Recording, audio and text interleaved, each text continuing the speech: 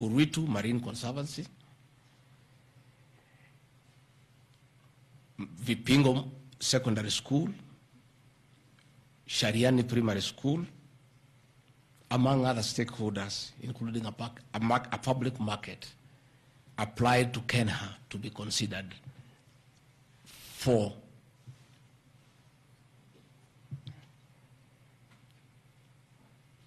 corporate social responsibility. And I think the issue of the king hastened that request. And that's why I said we are grateful to the king. Again, I invite evidence to show that I influenced that road. In any case, I would like to know the member of parliament for that area, how he will vote in this motion. He should be a very happy man. If Deputy President DP Gachagua occasioned a tarmac road to be done in his constituency, he should vote for me. But I didn't. And when I went there, that Shariani market, people are very happy with that road. Because I walk there in the morning when I sleep there. People are very happy with that road. The secondary school there, the boys and girls are very happy. The primary schools are there. And again, contrary to the assertion by the Honorable Mutuse, it's not a private road, it's a public road. And it is serving many people, a primary school, a secondary school, a market, and a whole community, including the family of the estate of the late Governor DP Gachagua. We are just beneficiaries of good deeds by our government that were hastened by the arrival of His Majesty the King III. Undermining the President and the Cabinet by allegedly making contradictory public statements from the position taken by Cabinet regarding the evacuation of the people residing along Nairobi River. To start with, for the record, President William Ruto has never complained to me that I have undermined him. If he has told that to Honorable Mutuse, I would like to know that he has complained to Honorable Mutuse that his deputy has undermined him. Article 147 of the Constitution provides the Deputy President shall be the principal assistant to the President and shall deputize for the President in the execution of the President's functions. Article 28, which states that every person has inherent dignity and the right to have that dignity respected and protected. Article 29C, which states that every person has the right to freedom and security of the person, which includes the right not to be subjected to any form of violence from either public or private sources. Section 152G1 of the Land Act, which states that notwithstanding any provisions to the contrary in this act or in any other written law, all eviction shall be carried out in strict accordance with the following procedures. A, be preceded by proper identification of those taking part in the eviction or demolitions. B, be preceded by the presentation of the formal authorizations for the action. C, where groups of people are involved, government officials or their representatives to be present during an eviction. D, to be carried out in a manner which respects the dignity, right to life and security of those affected. Include special measures to ensure effective protection to groups and people who are vulnerable, such as women, children and elderly and persons with disabilities. F, include special measures to ensure that there is no arbitrary deprivation of property or possessions as a result of the eviction. G, include mechanisms to protect property and possessions left behind involuntarily from destruction. H, respect the principles of necessity and proportionality during the use of force and give the affected person the first priority to demolish and salvage their property. Critically, our Constitution provides at Section 147(2) that first, the Deputy President shall perform the functions conferred by these constitutions and any other functions of the President as the President may assign. Pursuant to Article 3 of the Constitution, I, as well as every citizen of Kenya and state or public officers, have the obligation to respect, uphold, and defend the Constitution in performing any of my functions.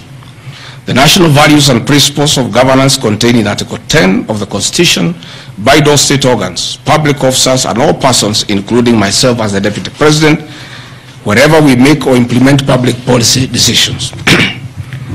In relation to this matter, these national values and principles include the rule of law, democracy, and participation of the people, human dignity, equity, social justice, inclusiveness, equality, human rights, non-discrimination, and protection of the marginalized.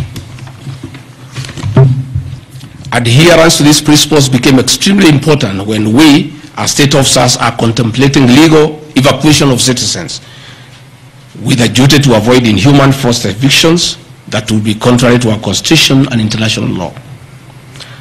While campaigning with the President, and subsequently when I was sworn in as Deputy President, you can remember, I promised as a key pillar to the Kenya Kwanza government that there will be no forced and unlawful evictions, and that all evictions shall be human and entail legal compensation. You remember my inauguration speech. I said never again shall this administration carry out inhuman evictions in a brutal manner as was done in the previous administration. I and my office, the Office of the Deputy President, have undertaken extensive engagement with all parties in regard to the cabinet decision on eviction, which I fully support, including the Nairobi River, which is an entity under the ODP and County Government of Nairobi. Adherence to these principles become extremely important when we as state officers are contemplating legal evacuation of citizens with a duty to avoid inhuman forced evictions that would be contrary to our Constitution and international law. Guideline number 6 of the United Nations General Assembly, guidelines for the implementation of the rights to adequate housing, prohibits forced evictions, and the state should ensure that any eviction under domestic law are fully compliant with international law. The guidelines further require meaningful engagement with communities to ensure that the rights of residents are implemented cooperatively without the need for eviction procedures or police enforcement. I have supported the implementation of cabinet directives on the eviction, safe for the fact that on being informed that each person residing at the Nairobi River was being evicted and paid only 10,000 shillings, which I and many other Kenyans felt inadequate compensation for eviction. I insisted that the government should abide by constitutional dictates and international norms while implementing any cabinet decision, including eviction, and maintain the dignity of citizens of Kenya facing evictions. My statements did not and cannot be construed to undermining the president, because the president, like me, sought to defend the very Constitution. I hope I'm very clear. Am I clear? I cannot, I will not oversee, supervise forced, brutal eviction against the people of Kenya. That I will not, and I can't. President William Ruto and I on the campaign trail gave a solemn undertaking to the people of Kenya that under our administration, that will never happen. So when I was asked to oversee brutal, inhuman eviction against innocent people without notice, without compensation, without due regard to what the Constitution says, I found it very, very difficult, and I rescued myself and allowed the CS for Interior, the Head of Public Service, the PS for Internal Security to proceed. If that is the reason